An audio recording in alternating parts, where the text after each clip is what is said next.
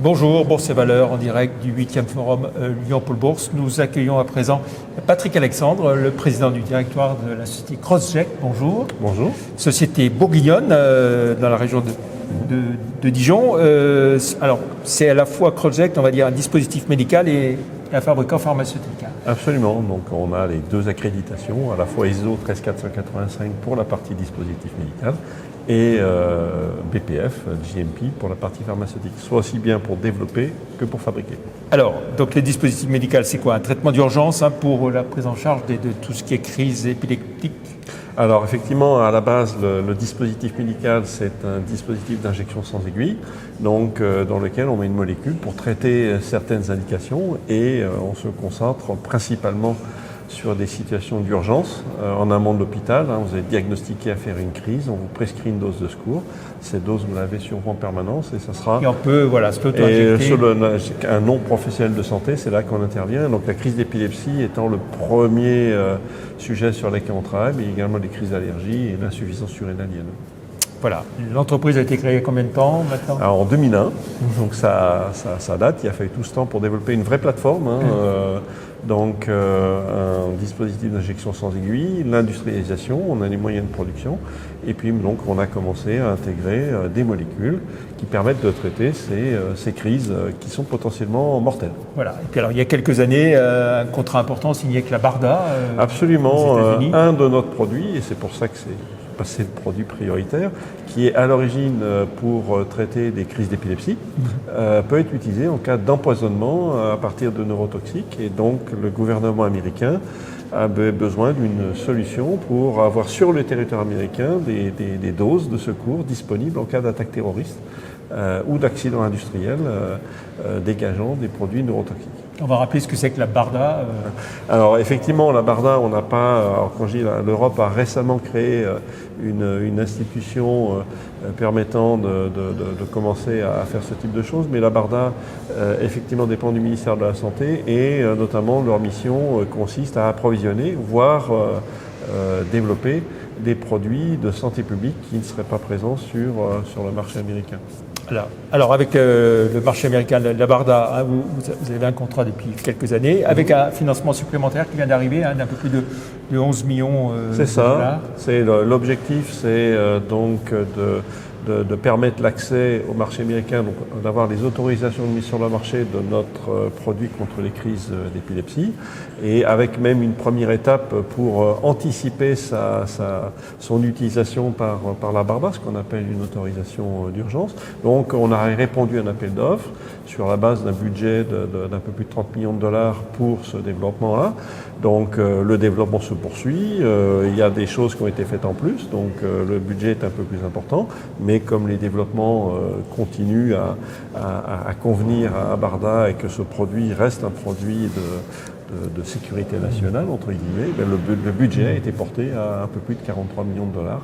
Donc en plus de la commande ferme de 60 millions de dollars de produits, une fois qu'on aura l'autorisation de la FDA. Et là, vous n'aurez pas de problème de droit de douane A priori non.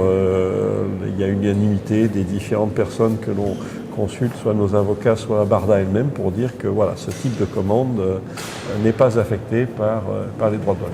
Alors, en dehors de ce contrat important, des développements de Crossject en France, en Europe? Alors, on met la priorité sur sur ce produit contre les crises d'épilepsie. Et ce marché-là a un faciès très particulier aux États-Unis. C'est qu'on commence par une sous-indication qui est orpheline.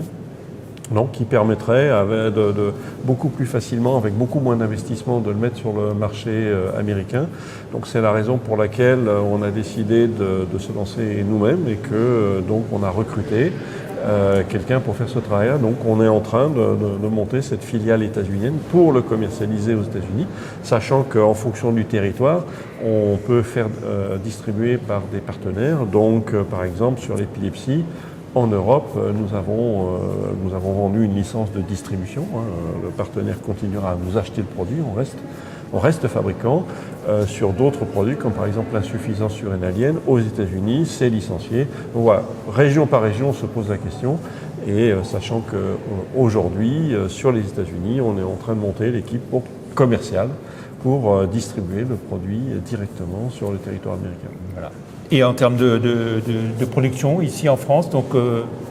Alors en France, le dispositif est fabriqué en France, donc en interne, donc on est fabricant. Les opérations pharmaceutiques en aval, c'est-à-dire fabriquer le médicament et le mettre à l'intérieur, c'est sous-traité, pour l'instant en France. Si le marché devait se démonter de manière exponentielle sur d'autres régions, on serait capable de sous-traiter cette activité, soit au travers de nos partenaires existants, soit au travers de nouveaux partenaires en sous-traitance. Par contre, le cœur du savoir-faire, il est dans le dispositif d'injection lui-même, et lui, il est dans la région, aux alentours, à Dijon et autour de Dijon, à Grès, à 50 km de Dijon. Project aujourd'hui, c'est une entreprise de combien de personnes? C'est à peu près 110 personnes, donc avec à peu près un tiers de notre effectif lié à la production, à la supply chain, et les 2 tiers restants étant la partie développement. Donc des perspectives intéressantes pour Project? Absolument, donc comme toutes les entreprises comme ça qui sont à la porte d'un premier lancement commercial, là, je dirais que le stress monte, mais voilà, j'estime que c'est un stress positif. Et maintenant, c'est aussi d'expliquer aux équipes qu'une fois qu'on aura cette autorisation, c'est pas la fin d'une histoire, mais c'est le début d'une nouvelle histoire. Et je dirais produire, je dirais chaque jour des unités pour les commercialiser, bah, ça nécessite de changer un petit peu certaines habitudes. Ce grand développement commercial et industriel, c'est à quelle échéance pour vous? Pour nous, on est à on va dire quelques mois des premières livraisons pour la Barda, donc on est vraiment à la porte. Pour ce qui est de la commercialisation sur prescription, c'est plutôt fin 2026, début 2027 pour la partie épilepsie.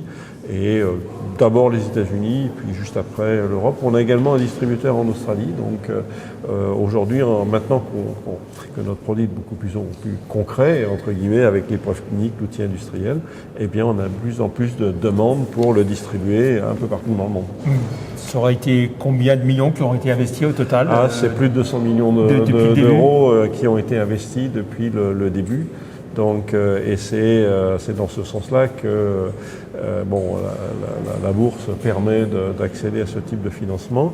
Mais il faut noter que depuis 2 ans, grâce au contrat avec la Barda, la Barda, chaque mois, on finance en ce moment, c'est à peu près $1 million par mois qui sont refacturés. Ça permet aussi de mobiliser d'autres types de financements qui soient dilutifs ou non dilutifs. Les banques commerciales, France 2030 aussi est rentré dernièrement. Donc voilà, on a un mix de financement qui réduit quand même considérablement le risque par rapport à un financement traditionnel d'entreprise dans le domaine de la santé. Et les fondateurs, ils gardent combien du capital? Ça dépend il y a 2 types de fondateurs. On a donc notre actionnaire principal, GEM Ventures. En fait, c'est un family office, c'est 2 personnes physiques qui investissent leur propre argent et ils ont réinvesti régulièrement à chaque opération. Donc ils ont à peu près 24% du capital. Donc c'est le fondateur, effectivement, au début c'était 25%, aujourd'hui c'est 1,5%. Très bien. Merci beaucoup Patrick Alexandre d'être venu comme chaque année, fidèle. C'est un moment important, j'imagine, pour vous, ce forum. Oui, parce que c'est quand même la rencontre d'investisseurs qui sont réellement donc intéressés dans la durée d'investir dans la santé, dans les micro-caps.